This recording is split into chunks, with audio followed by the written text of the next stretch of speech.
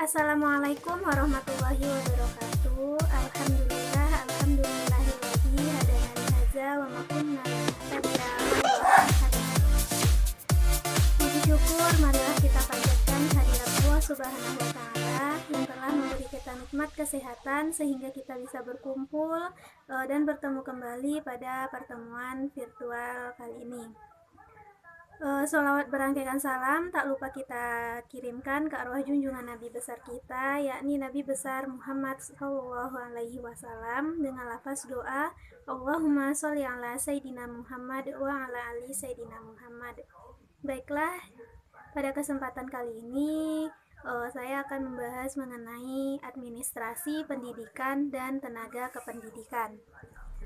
Menurut Undang-Undang Nomor 20 Tahun 2003, tenaga kependidikan ialah anggota masyarakat yang mengabdikan diri dan kemudian diangkat untuk menunjang penyelenggaraan pendidikan, di mana mereka tidak terlibat langsung di dalam proses pendidikan, namun mereka berguna untuk menunjang penyelenggaraan pendidikan di sekolah.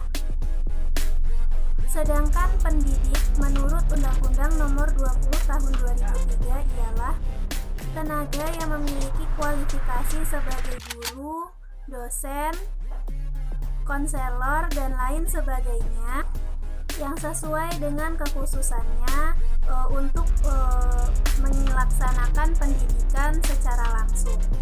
Adapun administrasi pendidik dan tenaga kependidikan ialah konsep mengelola dan mengatur di mana sebagai bentuk aktivitas yang dilakukan oleh lembaga pendidikan, baik itu di sekolah hingga perguruan tinggi, dari mulai ia mendaftar sebagai pendidik maupun tenaga kependidikan hingga ia berhenti atau dengan kata lain sebagai pensiun, yang dimulai melalui proses perencanaan sumber daya manusia, dimulai dari perekrutan, seleksi, penerimaan, pemberian kompensasi, gaji, penghargaan, dan lain sebagainya.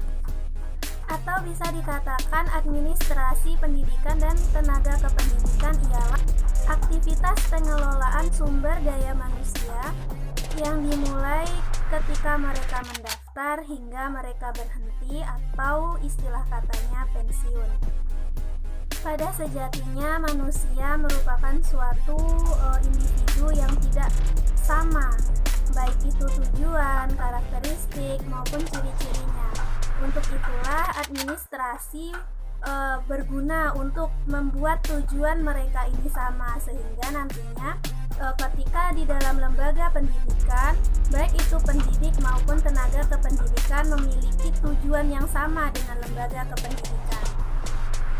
Proses administrasi pendidik dan tenaga kependidikan secara garis besar dikelompokkan menjadi 3 bagian. Yang pertama itu pengadaan, yang kedua itu penetapan, dan yang ketiga adalah orientasi. Pertama kita akan membahas apa itu pengadaan.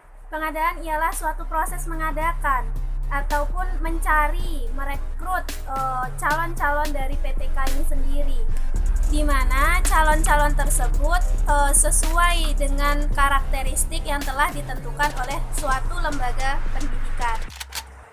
Apa sih hal-hal yang perlu diperhatikan dalam pengadaan ini? Yang pertama ialah analisis kebutuhan tenaga kependidikan dan pendidikan. Pertama ialah analisis kebutuhan terhadap tenaga kerja yang akan dibutuhkan. Yang kedua, rekrutmen atau penerimaan dimulai dari syarat, kriteria, maupun dokumen-dokumen lain yang mendukung untuk rekrutmen tersebut. Yang terakhir adalah seleksi, yaitu menemukan terbaik di antara yang terbaik. Yang selanjutnya ialah penetapan, yaitu calon pendidik dan tenaga pendidik ini tadi ditempatkan pada bidang yang dibutuhkan, sehingga dalam penetapan pendidik dan tenaga kependidikan sesuai dengan latar belakang kependidikan dan keahliannya. Yang selanjutnya ialah orientasi, yaitu sebagai bentuk penerimaan kepada calon PTK baru, di mana dengan mengadakan orientasi akan mengatasi sedikit rasa gugup dan kecanggungan terhadap lingkungan baru pada lembaga pendidikan tersebut bagi calon PTK itu sendiri, sehingga nantinya ia bisa bekerja dengan maksimal pada lembaga kependidikan tersebut.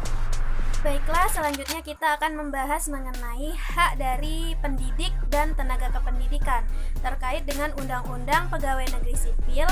Hak-hak dari PTK ini ialah yang pertama memperoleh gaji, memperoleh tunjangan, dan memperoleh penghargaan. Apa sih yang dimaksud dengan gaji?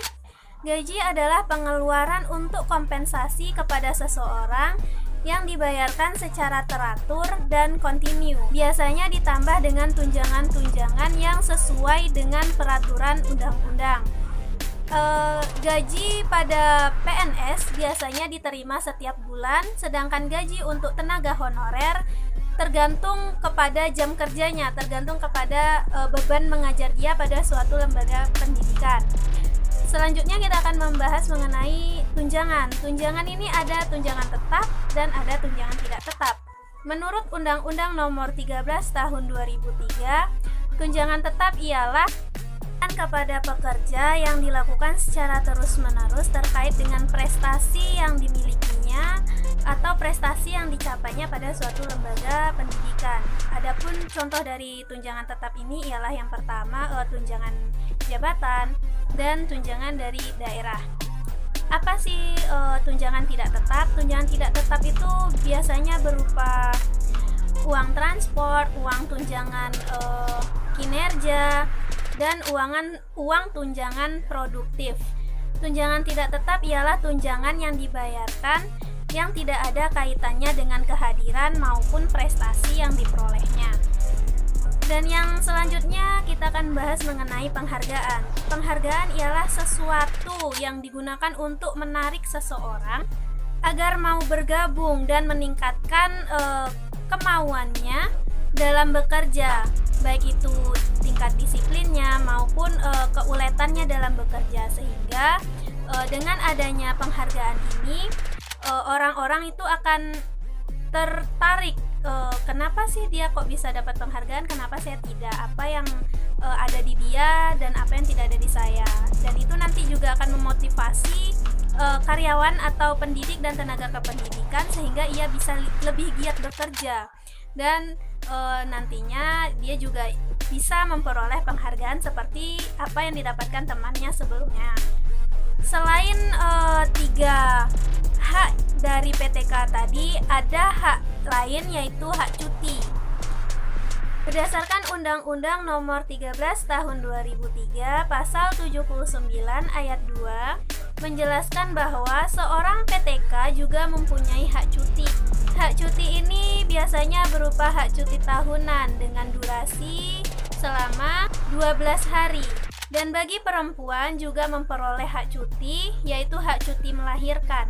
Biasanya hak itu sebelum atau sesudah melahirkan dengan akumulasi waktu sebanyak 3 bulan. Selain hak cuti, ada pula hak pengembangan dan pembinaan. Adapun hak pengembangan dan pembinaan ini ialah suatu usaha untuk meningkatkan kemampuan teknis bagi tenaga pendidik dan tenaga kependidikan, meningkatkan dan mengembangkan secara teoritis, konseptual, dan moral dengan kebutuhan pekerjaan melalui pelatihan dan pendidikan. Dan yang terakhir adalah evaluasi PTK atau evaluasi pendidik dan tenaga kependidikan. Evaluasi ini biasanya berupa penilaian apakah administrasi PTK telah berjalan dengan baik sesuai dengan apa yang diharapkan atau malah sebaliknya.